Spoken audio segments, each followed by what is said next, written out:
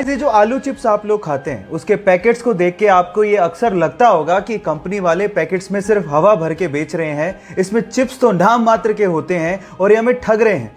लेकिन जिस हवा के बारे में आप लोग कंप्लेन करते हैं ना, वो नॉर्मल हवा नहीं होती, उसमें नाइट्रोजन भरी जाती है और एक्चुअली वो नाइट्रोजन ही है जिसकी वजह से पैकेट का चिप्स इतना क्रिस्पी रह जाता है, यानी कि नाइट्रोजन चिप्स को प्रिजर्व करती है। इसके अलावा नाइट्रोजन एक और काम करती है, जब चिप्स को ट्रांसपोर्ट किया जाता है तब ये चिप्स आपस में टकरा टकरा के चूर चूर ना हो जाए, इसको बचाने के लिए नाइट्रोजन एक कुशन की तरह काम करती है। अब आप जान गए होंगे कि इस हवा के पीछे का राज क्या है। ये चिप्स के पैकेट्स के अंदर की हवा का फैक्ट जान के आपको कैसा लगा, चैट सेक्शन में लिखना मत भूलिएगा। कांच इंसान के द्वारा बनाया गया सबसे खूबसूरत मटेरियल है, लेकिन क्या आप जानते हैं कि कांच को मिट्टी यानी कि रेत से बनाया जाता है? जी हां, आप ठीक सुन रहे हैं, कांच को रेत से बनाया जाता है। लेकिन ये इतना आसान नहीं है।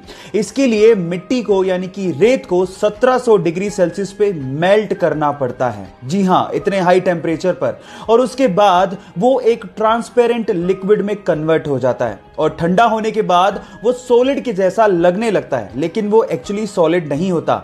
साइंटिस्ट इसे एमोर्फस सॉलिड या फिर सुपर कूल्ड लिक्विड भी कहते हैं।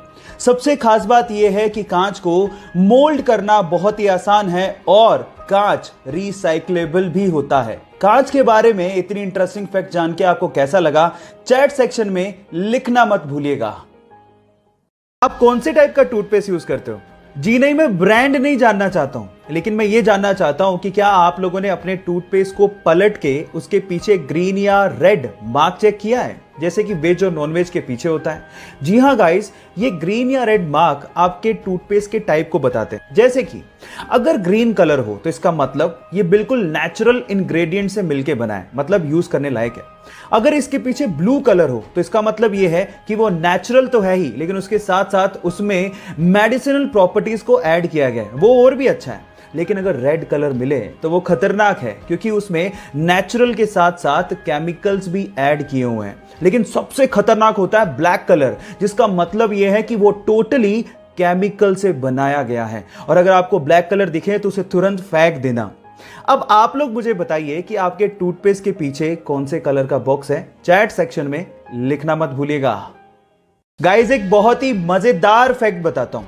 स्वीडन का एक शहर है जिसका नाम है एस्किलस्तुना, और वहां की गवर्नमेंट ने वहां के भिखारियों पर लाइसेंस फीस लगा दी है। इसका मतलब यह है कि अगर वहां के भिखारियों को भीख मांगनी है तो उन्हें 21 पाउंड यानी लगभग 1800 रुपए देके एक लाइसेंस खरीदना होगा, जिसकी वैलिडिटी मात्र 3 महीने है, और उसके बाद ही वो वहां पे भीख मांग पाएंगे।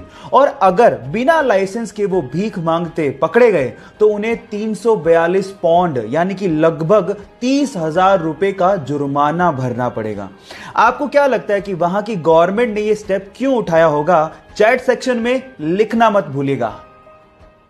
गाइस, क्या हो अगर आप किसी इंसान की किडनी अपने अंदर ट्रांसप्लांट करवाएं और उस इंसान की यादें आपके अंदर आ जाएं? क्या ऐसा मुमकिन है? जी हां, ऐसा मुमकिन है। इस पूरी ही दुनिया में बहुत सारे ऐसे केसेस हुए हैं जहां पर किडनी ट्रांसप्लांट कराने वाले लोगों को वही विचार, शौक या आदतें आने लगती हैं जो कि अंगदान करने वाले इंसान की थी।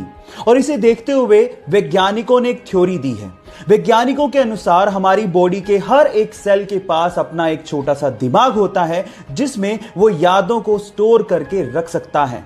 इसे देख के तो यूं ही लगता है कि अभी बहुत सारी ऐसी चीजें हैं जिन पर से पर्दा उठना बाकी है, जिसका जवाब विज्ञान को देना है। आपका इसके बारे में क्या कहना है? चैट सेक्शन में लिखना मत भूलिएगा। एक घटना है तमिलनाडु के पोथुगुड़ी गांव की, जहां के रहने वाले करपू नामक एक लड़के के घर के पास पूरे ही गांव का स्ट्रीट लाइट का मेन स्विच था। जैसे ही शाम होती वो स्विच को ऑन करता और पूरे गांव में रोशनी आती।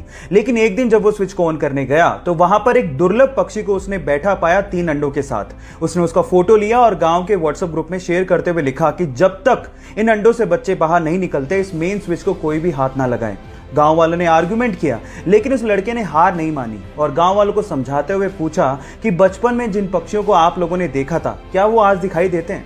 तब गांव वालों को समझ में आ गया कि इन पक्षियों को लुप्त होने से अगर हमें बचाना है तो हमें जागना होगा। उसके बाद से लगातार 35 दिनों तक गांव वालों ने मेन स्विच को हाथ भी नहीं लगाया और गांव वाले अंधेरे में रहे जब तक कि उन अंडों से बच्चे बाहर नहीं आ गए। और ऐसा करके गांव वालों ने इंसानियत को जिंदा रखा।